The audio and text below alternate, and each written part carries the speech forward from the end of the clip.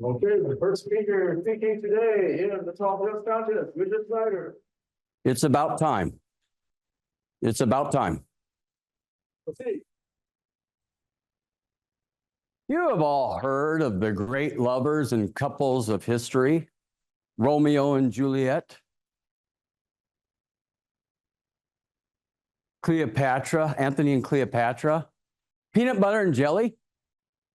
But how many of you have heard those two great towers in Europe? This is their love story. Mr. Toastmaster, fellow Toastmasters. It was the late 1850s, and the great clock tower, Big Ben, was gravely ill. They called in the clock doc. He performed a number of evaluations and then solemnly pronounced, Big Ben's time is almost over. This sent all Londoners into mourning for their great, great tower. They couldn't imagine life without Big Ben and his chimes. Tributes poured in from around the world. A great lyricist wrote words to Chopin's Polonaise. Till the end of time. That great novelist, Charles Dickens, paid homage to Big Ben in his masterpiece, A Tale of Two Cities. It was the best of times. It was the worst of times.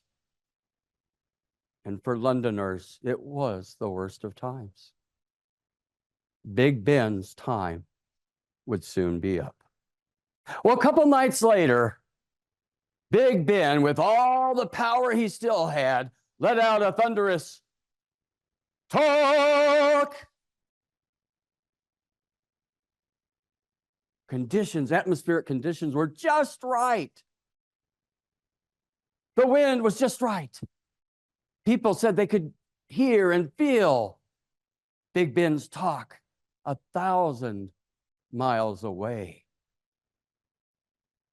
Well, 761 miles in Pisa, Italy, another great tower, the Tower of Pisa, lay gravely ill, or stood gravely ill. But she heard and felt Big Ben's talk, and she perked up a little bit. She leaned as far over as she could to better hear.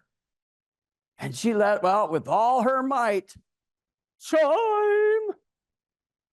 And Big Ben, 761 miles away, slightly leaned over.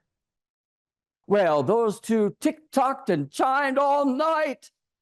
And in the morning, Londoners woke to the sound of Big Ben tick-tocking and chiming. He was as strong as ever. Londoners danced in the streets and proclaimed a miracle. The great clock doc, who said it was just a matter of time, his ticker was going. Yes, they got me, called me just in time.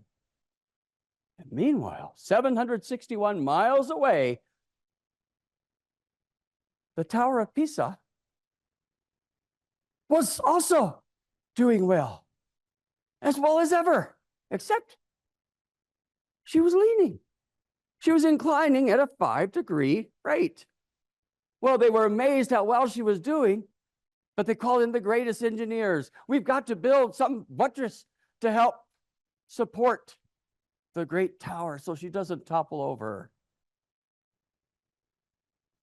Well, 160 years later, Big Ben and the leaning Tower of Pisa are as strong as ever, a true testament that their love has stood the test of time.